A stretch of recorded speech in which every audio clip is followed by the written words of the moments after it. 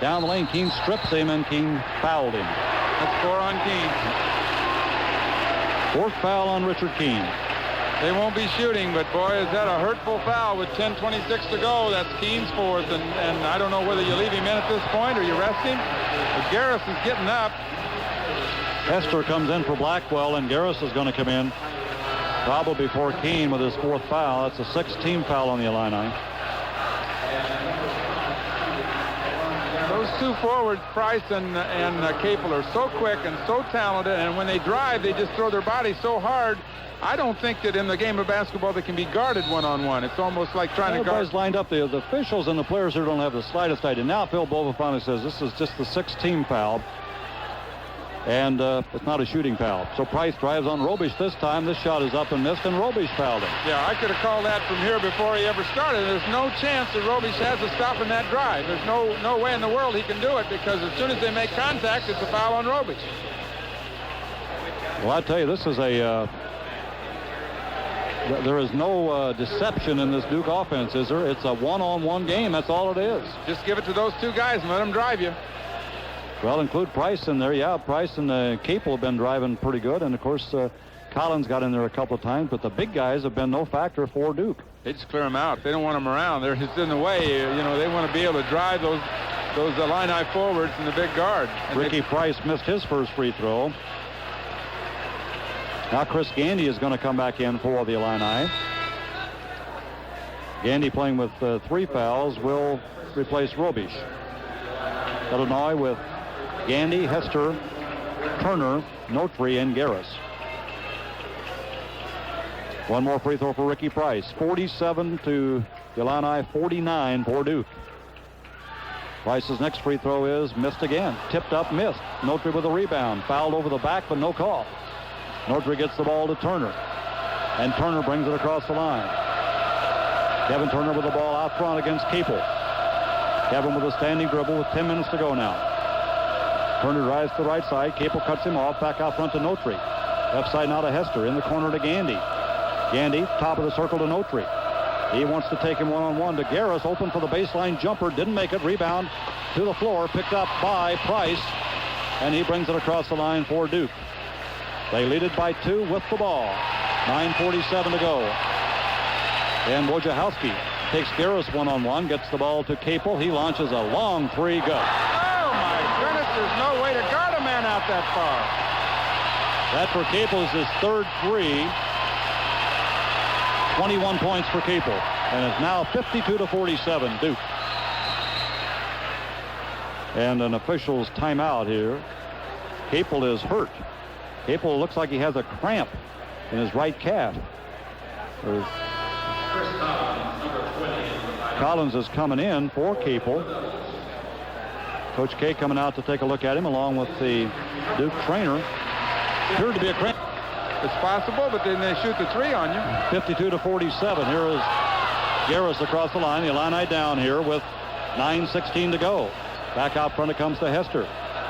Gives to Kevin Turner. He fakes a 3, doesn't take it. Guarded by Wojciechowski. He looks underneath. Drives on him now to the left side. Cut off to Gandy. Top of the circle. Chris drives down, bounces for Hester. Layup is good. Nice play by Gandy. Got the ball off to Hester, who made the layup, and that cuts the score to 52-49 now. Duke by 3 with 8:50 on the clock. Wojciechowski brings it across the line for the Blue Devils. Underneath the Price. She just shoves the Garris and knocks him down. And the foul is going to be on Price. And that'll send... Well, let's say that's the offensive foul, right? Yeah, he was in possession when he stuck his left arm out. The Illini have a chance here to cut into this 3-point lead. Illinois playing with Turner, Garris, Notary, Gandy, and Hester. Keene on the bench with 4 fouls. Turner with the ball, and he calls timeout. And Lou Henson doesn't like that. None of the coaches like it, of course. Maybe this is a 20.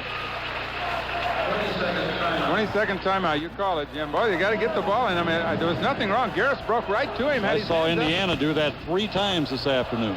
They just couldn't get the ball in bounds against Kentucky. Called timeout each time, and Knight got so mad you couldn't believe it. Yeah, well, you ought to be able to get the ball into your own guy, especially down there. I mean, I saw Garris run right to him with his hands out. All he had to do is pitch it to him about 5 feet. So the Illini will try it again with 8:43 to go, trailing in the game 52-49. Brian Notary will inbound. And full court pressure. Wojciechowski is guarding Garris, so the Illini inbound the ball to Turner. And he brings it down against Chris Collins. Turner between the circles, goes to the left side with the left-handed dribble. Top of the circle now, Garris. Garris right side to Notary. Fakes the three, doesn't take it. Looks underneath, gives it to Jerry Hester. Backs in. Back out front, Notary. His three is on the way, and that's good. Bryant Notary. That's his second three. He has scored 10. And we are tied at 52 with 8:40 to go. Wojciechowski goes to the right side. He looks underneath, bounces in. 2 more. And he is fouled from behind by Gandy. My goodness. Chris Gandy picks up his 4th foul. He was stumbling back into Gandy. I'm not seeing this right, Jim. And Moore goes to the line with a 1-and-1. That's 8 fouls on the Illini and 8 on Duke. Now Jerry G is going to come back in for Illinois. G has played well. He has 11 points in the game, done some fine rebounding. He replaces Gandy. And what we have here is an 8-minute ball game now, Jim. Moore at the line with the 1-and-1. 6'7" senior from Washington, D.C. Takes a look. First one's on the way and in and out. No good. Way up there for the rebound is Notary. Man, is he jumping. He clears it to Garris. The Illini with a chance to go ahead here. Kiwan comes to the top of the circle against Wojciechowski. He looks to the left side, gets the ball to Notary. Bryant to Jerry G at the top of the circle. Off now to Turner. The bounce is for Hester. Down the lane. Little short jump shot. Hester is good, and the Illini back in front. 8 points for Jerry Hester. It's 54-52 now, Illinois. 7:36 to go. Remember now, Duke has won 95 consecutive games on this court against non-conference teams. 95. In the corner, Price. Cut off by Hester.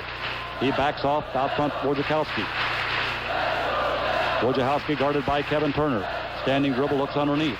Comes to the left side. Down the lane he goes. Backs off.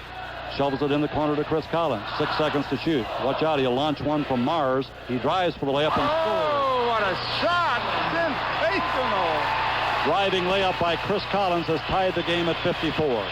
People just don't make those shots, Jim. That's a heck of a shot. Out front is Kevin Turner.